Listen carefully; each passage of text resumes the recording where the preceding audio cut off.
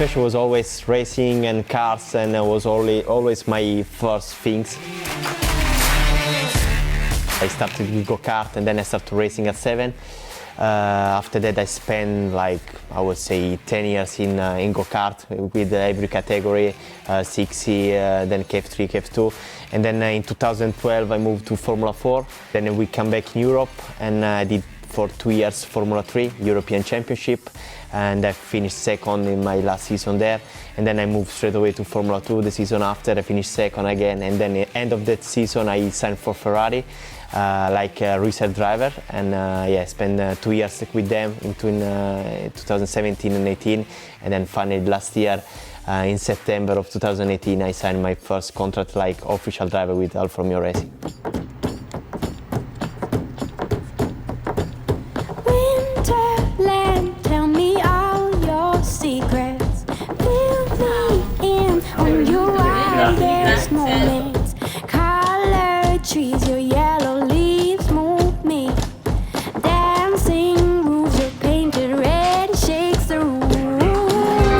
When I get there, I'll let my feet roll. So in FP1 we have the usual 4 runs. We install just a single installation on medium, and then we set the baseline also on the medium. Yeah, will be constant stroke running initially. But we can cool down if needed in terms of tire temperatures. And then for the third... Always in constant stroke? Yes, yeah. We will be in mode race. Okay. And if you have to cool down the tires, you... Got to charge, yeah. Yes, you can do it like previous 2 events. I really like to work with him. I have a lot of experience working with young drivers, and luckily I know him from previous years already. We worked the first time in 2017. He's a very easy guy to work with. He's a very friendly and open person. So there's no issues in our, let's say, collaboration.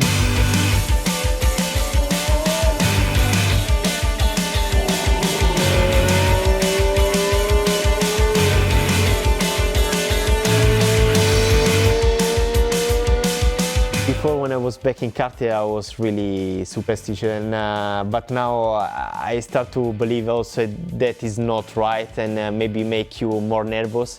So yeah, I have just few of them, like jump into the car from the left side before a race or before a quali, that they are the 2 more stress time. You need to relax. Maybe, you know, I like to listen music, be by myself, think about race, think about qualifying, and try to, you know, maximize my quality. And this I'm doing just by myself, maybe sometime with my physio.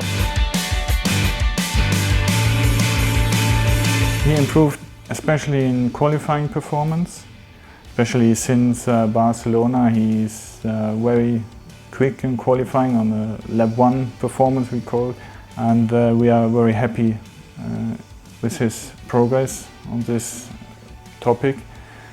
Race pace also improved. The races in Formula 1 are much more complex than in F2, especially in terms of tire management, energy management. There he was lacking a bit of experience, but every race he's getting better and better, and we are very happy with the progress he's currently doing, and I'm quite sure he will be on a top level in both the qualifying and race part in the near future. I spent 2 years without racing, so it was not really easy to come back, especially in Formula 1 where the level is really high. And I have a teammate like Kimi that is a world champion driver, so it was not an easy situation. But I think so far I had always a good pace, especially in qualifying.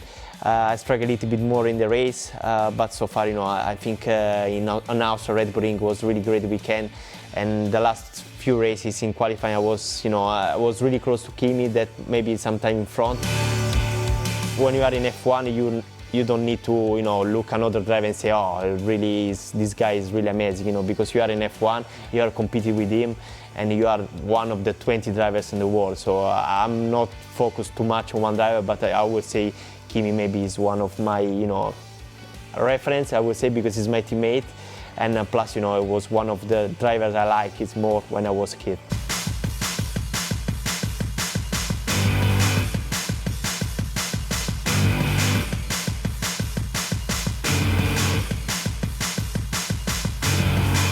The weekend I'm waiting, that I'm really excited to do is Monza. For me, will be my first Grand Prix in Monza. I have really good memories when I raced there in Formula 2. That I started last and won the race in the end. Can't wait to race there in F1. I think with an Italian brand like Alfa Romeo, so it will be for sure amazing.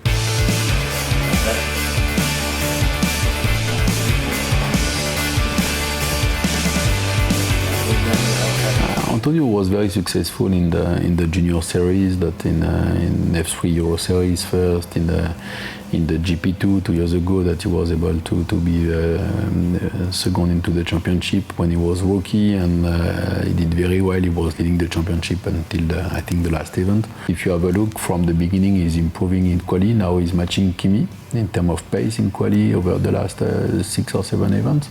And for the team, it's good to have someone with a fresh experience into the system and a different view.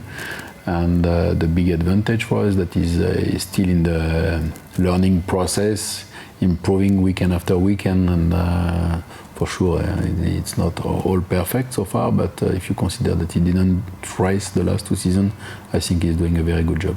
Where would you see that Antonio in the future? In the Alfa Romeo Racing team. No, that it's always very difficult to imagine what could be the next season or what could be even the last part of the season. For sure now he has the pace to be in the, let's say, top 10 every single weekend. The next target for him is to be consistently into the points, to fight with guys with huge experience around him on the grid, and it will be a step forward. Then for next year it will also depend on the situation of the team and the level of the car.